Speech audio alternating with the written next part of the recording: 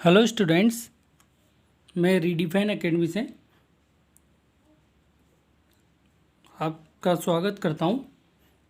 तो आज हम बात करेंगे नेक्स्ट पजेसिव प्रोनाउन के बारे में।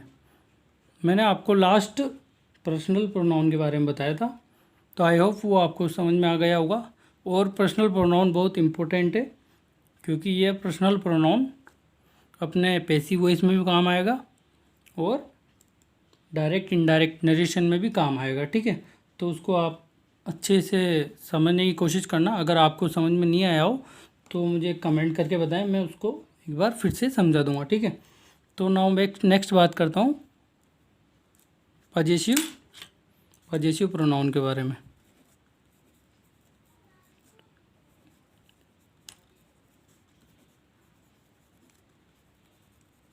पजेसिव प्रोनाउन मतलब अधिकारवाचक सर्वनाम।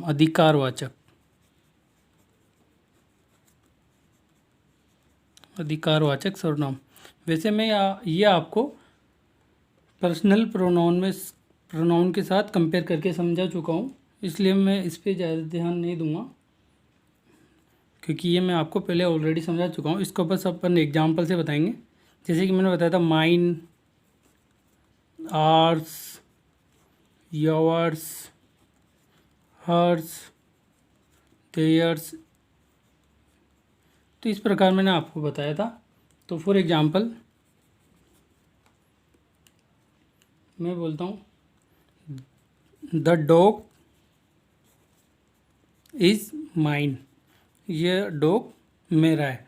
तो पजेसिव प्रोनाउन के अंदर, इसके अंदर जो मैंने आपको बताया था पजेसिव एडजेक्टिव, उसके अंदर बताया था कि उसके साथ जो पजेसिव केस होता है, पजेसिव एडजेक्टिव होता है, उसके साथ नाउन जुड़ता है। लेकिन इसमें क्या होगा, कोई नाउन नहीं जुड़ेगा। ठीक है, क्योंकि प्रोनाउन क्या करता है, जो नाउन को रिप्लेस करते, तो माइन के साथ कोई नाउन नहीं आ सकता। इसलिए द डॉग इज माइन का मतलब क्या है, ये डॉग मेरा है। ठीक है, नाउ नेक्स्ट एक और एग्जाम्पल की बात कर लेते हैं। Number 2, the ring is hers, जो रिंग है वो उसकी है। The ring is hers. Now next बात करते हैं अपन नंबर 3, रिलेटिव प्रोनाउन के बारे में। रिलेटिव प्रोनाउन,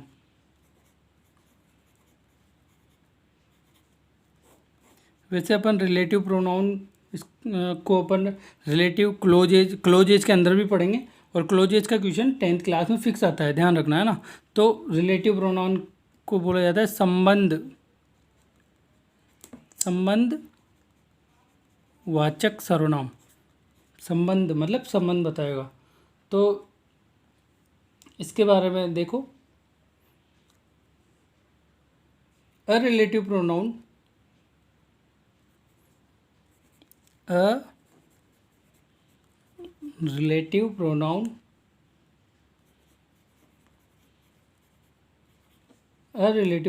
joins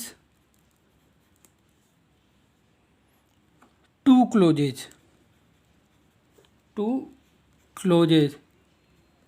क्लोजेज मैंने आपको सेंटेंस में बताया था। वैसे क्लोजेज सेंटेंस ही होता है वैसे, तो लगभग ये मान लो कि 2 सेंटेंस को जोड़ता है। Also place the role of pronoun, ये प्रोनाउन का भी रोल निभाता है। A relative pronoun, next point की बात करते हैं। A relative pronoun is always used for its antecedent. Antecedent का मतलब होता है पूर्वगामी। एंटीसीडेंट का मतलब होता है पूर्वगामी, पहले आने वाला। ठीक है, मतलब ये कहता है जो रिलेटिव प्रोनाउन होता है वो हमेशा उसके पहले आने वाले शब्द के लिए यूज में लिया जाता है, प्रयोग में लिया जाता है। एक रिलेटिव प्रोनाउन क्या करेगा, 2 सेंटेंस को जोड़ेगा और प्रोनाउन का प्रोनाउन की भागीदारी निभाएगा, ठीक है। साथ में relative pronoun is always use for its antecedent, जो रिलेटिव प्रोनाउन है वो उसके पहले वाले शब्द के लिए यूज में लिया जाता है। अब मैं आपको कुछ WH वर्ड के बारे में बताऊंगा, जैसे ब्रैकेट में लिखते हैं, जब कोई WH word, for example who, whose, whom, which, what, how, why, where और when, इस प्रकार के जो वर्ड हैं किसी भी सेंटेंस में, जब कोई WH वर्ड, अब WH वर्ड मैं आपको पहले बता चुका हूँ लेकिन मैं फिर बता रहा हूँ, जब कोई WH वर्ड किसी भी सेंटेंस में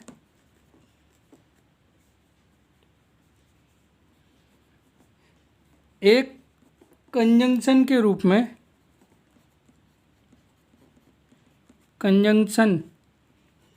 रूप में एंटीसीडेंट के साथ संबंध प्रदर्शित करे, एंटीसीडेंट के साथ संबंध प्रदर्शित करे, तो उसे रिलेटिव प्रोनाउन कहते हैं। अब ये क्या है, समझ में आया होगा या नहीं आया होगा? तो और अच्छी तरह समझने के लिए अपन इसे क्या करते हैं, फॉर एग्जांपल से समझेंगे। सबसे अच्छी चीज़ है, रिलेटिव प्रोनाउन क्या होता है, जो सेंटेंस को कनेक्ट भी करता है, साथ में रिलेटिव प्रोनाउन का रोल भी निभाता है, ठीक है। सबसे इंपॉर्टेंट चीज़ यही है, ठीक है। तो सेंटेंस को कनेक्ट करेगा और प्रोनाउन का रोल निभाएगा, वही रिलेटिव प्रोनाउन हो जाएगा, और संबंध भी बताएगा, नाम में छुपा है रिलेट, तो रिलेट करते हैं। जैसे फॉर एग्जाम्पल से ज़्यादा समझ में आएगा। मैंने बोला ही इज मोहन, यह मोहन है। Who works in this factory, यह मोहन है जो इस फैक्ट्री में काम करता है। तो बेटा जो हु है वो एक WH वर्ड, ये एक रिलेटिव प्रोनाउन हो जाएगा, जो इसके आने वाले पहले पूर्वगामी मतलब पहले आने वाले शब्द के लिए यूज में लिया गया है। तो ये इसका एंटीसीडेंट क्या हो गया, ये एंटीसीडेंट, तो ये है रिलेटिव प्रोनाउन जो इसका इससे रिलेशन बता रहा है। तो ये हो गया, इससे रिलेट कर रहा है। तो ही इज मोहन, यह मोहन है। हु, जो, अब हु का यूज़ है यहाँ पर जो, हिंदी में बोला जाता है इसको जो, जैसे वहाँ पर कौन बोलते हैं ऐसे जो, ऐसे जोन, ऐसे रखना जो, है ना। तो इसी प्रकार नंबर 2, फॉर एग्जाम्पल नंबर 2 की बात करते हैं। मैंने बोला I know Ram, whom you teach English. I know Ram, whom you teach English. I know Ram, मैं जानता हूँ राम को। I know Ram, जिसको तुम इंग्लिश पढ़ाते हो। तो हु, यहाँ पर जो whom है वो है रिलेटिव प्रोनाउन, जो इसका एंटीसीडेंट क्या हो गया, राम। तो ये हो गया एंटीसीडेंट है ना। तो राम, तो काम, अब यहाँ पे काम राम नहीं कर रहा, मैं आई नो राम, मैं राम को जानता हूँ, जिसको तुम, तो जिसको, यहाँ पर जो होम का यूज़ हुआ है जिसको के लिए, जिसको मतलब ऑब्जेक्ट के लिए। तो सबसे इम्पोर्टेंट बात क्या है, यहाँ पर जो हु का यूज़ हुआ है, ऊपर, वो यूज़ होगा सब्जेक्टिव केस के लिए, और जो होम का यूज़ है वो होगा ऑब्जेक्टिव केस के लिए।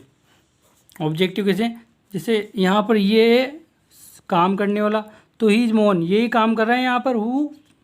Who works in this factory, तो काम कर रहा है तो सब्जेक्टिव केस हो गया। अब मैं राम को जानता हूँ जिसको तुम, अब अब ये सब्जेक्ट नहीं है क्योंकि इसको ये नहीं पढ़ा रहा, तुम पढ़ा रहे हो, तो राम को पढ़ाया जा रहा है, तो काम कौन कर रहा है, यू। तो ये यहाँ पर राम को नहीं पढ़ाया जा रहा, तो यहाँ ऑब्जेक्टिव केस है, इसलिए हुम का यूज़ हुआ है, और राम तो जिसको पढ़ाया जा रहा है वो हो गया ऑब्जेक्ट। ठीक है, तो ये हो गया ऑब्जेक्टिव केस। तो इसी प्रकार अपन एक और एग्जाम्पल लेते हैं। मैं लेता हूँ नंबर 3, एग्जाम्पल नंबर 3। मैं बोलता हूँ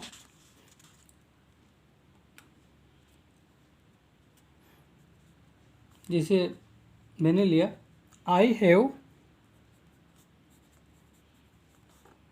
purchased a pen which is very expensive. तो जो विच है वो यूज़ में हुआ है पेन के लिए, क्योंकि ये एक इसका एंटीसीडेंट है और ये क्या है, रिलेटिव प्रोनाउन। तो पेन पेन पेन एक निर्जीव थिंग है, उसके लिए तो विच का यूज़ किसके लिए करेंगे, निर्जीव के लिए। ठीक है, निर्जीव थिंग, तो विच का यूज़ किसके लिए होगा, निर्जीव के लिए।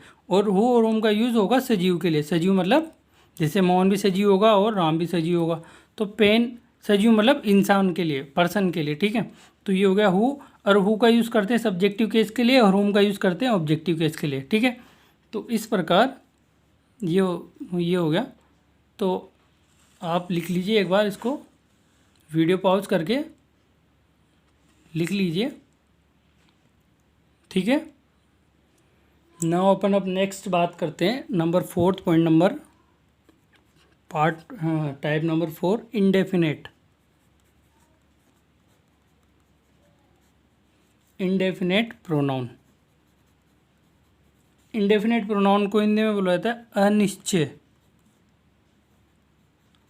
अनिश्चयवाचक सर्वनाम। अनिश्चय मतलब नाम में छुपा है, अनिश्चय मतलब कोई निश्चित नहीं है, इंडेफिनेट मतलब कोई डिफाइन नहीं है। तो इसको देखो, जैसे मैंने बोला,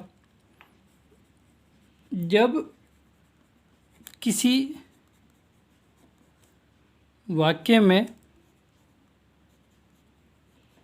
सब्जेक्ट के बारे में अनिश्चितता हो, अनिश्चितता हो मतलब पता नहीं हो सब्जेक्ट के बारे में, तो अनिश्चितता हो तो वहाँ पर लगने वाला, वहाँ पर लगने वाला, तो वहाँ पर लगने वाला प्रोनाउन इंडेफिनेट प्रोनाउन होता है। ठीक है, फॉर एग्जांपल कुछ शब्द लेते हैं, जैसे फॉर एग्जांपल, फिर अपन इनका यूज़ भी करेंगे एग्जांपल के थ्रू। मैंने बोला someone,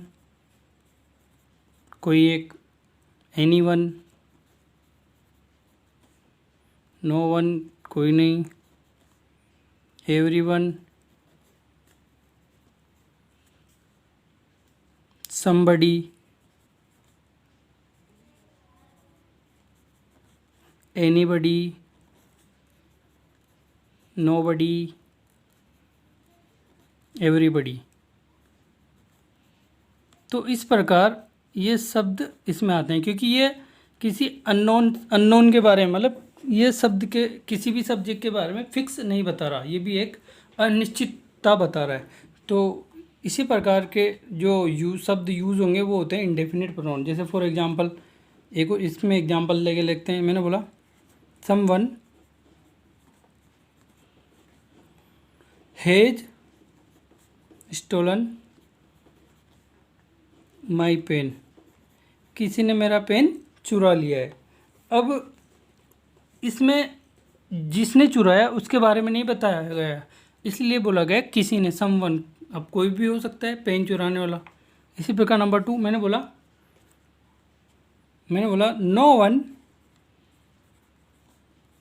can solve this question. मैंने बोला कोई भी इस क्वेश्चन को सॉल्व नहीं कर सकता। तो इसमें भी अनिश्चितता है क्योंकि कोई नहीं कर सकता, तो नो वन, ये भी एक अननोन सब्जेक्ट हो गया। ठीक है, नाउ नेक्स्ट बात करते हैं एक और। मैंने बोला कि जैसे कि देखो, एवरीबडी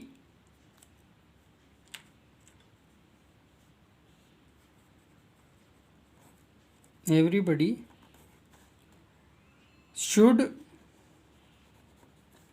सर्व हिज कंट्री। सभी को अपने देश की सेवा करनी चाहिए। सर्व मतलब सेवा करना।